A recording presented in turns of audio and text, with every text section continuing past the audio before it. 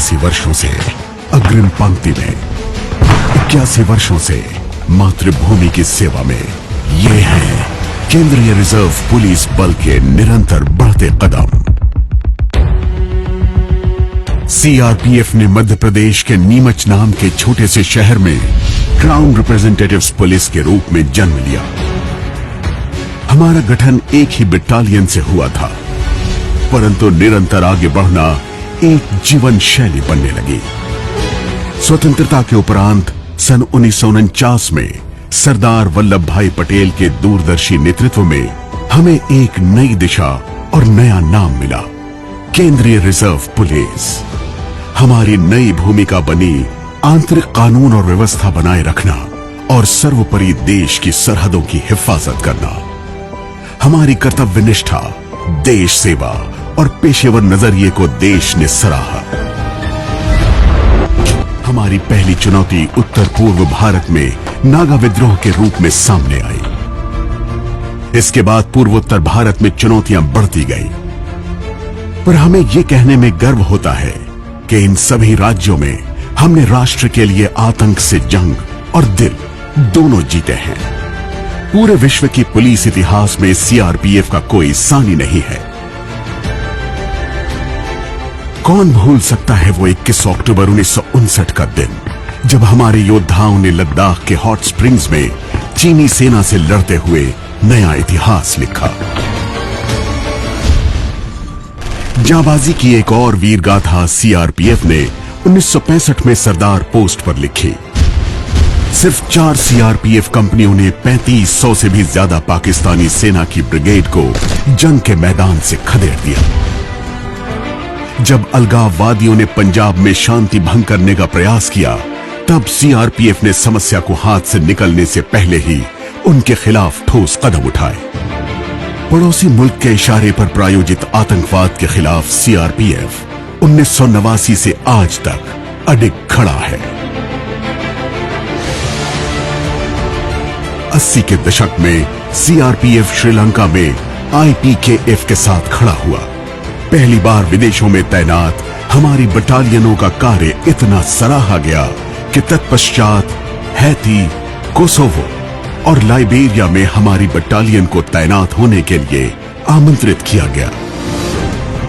हमारी सफलताओं को देख 1985 में माननीय प्रधानमंत्री की सुरक्षा के लिए स्पेशल ड्यूटी ग्रुप, बाद में वीआईपी सुरक्षा के लिए पार्लियामेंट ड्यूटी ग्रुप की भी स्थापना हुई। सीआरपीएफ को यह गौरव प्राप्त है कि एशिया की पहली सशस्त्र महिला बटालियन को भी हमने ही गठित किया। 1992 से आरएएफ हिंसाग्रस्त इलाकों में जल्द ही शांति की स्थापना करके दंगा नियंत्रण में अपनी दक्षता का प्रदर्शन करती रही है। 2005 तक सीआरपीएफ नक्सल विरोधी अभियानों में अत्यधिक व्यस्त रहने लगा। यह चुनौती इतनी कठिन थी कि 2008 में कोबरा कमांडो बटालियनों का गठन जरूरी हो गया। आईईडीज की वजह से हमारे कई साथी शहीद हुए हैं। उनकी शहादत का ऋण चुकाना नामुमकिन है, परंतु इंस्टीट्यूट ऑफ आईईडी मैनेजमेंट की स्थापना इस देश में लिया गया एक ठोस कदम है। जब तारीख इतिहास लिखेगी तो उनमें सीआरपीएफ के उन सूरमाओं का जिक्र जरूर होगा जिन्होंने 2001 में संसद भवन पर हुए आतंकी हमले को अपने शौर्य, चतुराई और कौशल से विफल कर दिया था। और लिखी जाएगी राम जन्मभूमि परिसर पर हुए आतंकी हमले को नाकाम करने की सीआरपीएफ की अमर गाथा।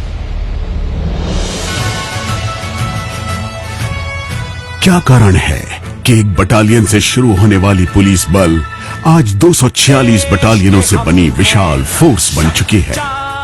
3.2 लाख से भी अधिक सैनिक। ये सब इस बात के प्रमाण है कि हम सर्वदा सतर्क, सजग और निर्भीक होकर आपकी और देश की हिफाजत मरते दम तक करते आए हैं और करते रहेंगे। हम हैं विश्व की सबसे बड़ी अर्धसैनिक बल। हम जनतंत्र में बसे लोगों की फोर्स हैं। हम हैं इस शक्तिशाली राष्ट्र की मजबूत भुजा। आंतरिक सुरक्षा के पटल पर 82 वर्ष के दीर्घ, सघन एवं विषम अनुभवों से परिपूर्ण इस बल का कोई सानी नहीं है। इस बल को वीरता विरासत में मिली है। 2200 से अधिक वीरों ने सर्वोच्च बलिदान दिया है। हम सब उनको निरंतर नमन करते हैं।